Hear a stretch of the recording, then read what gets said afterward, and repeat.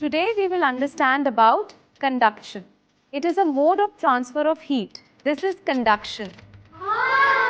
Heat transfers linearly through the spheres.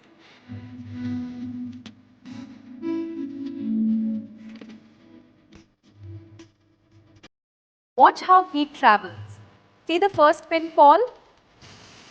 This is conduction. Heat travels from the hot end to the cold end.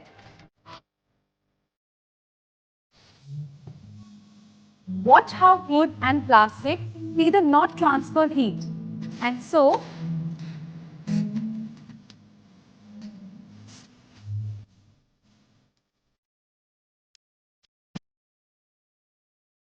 In winter, a gap between blankets traps air. Your body heat tries to escape through the layers, but that trapped air acts as an insulator, bouncing the heat right back to keep you warm.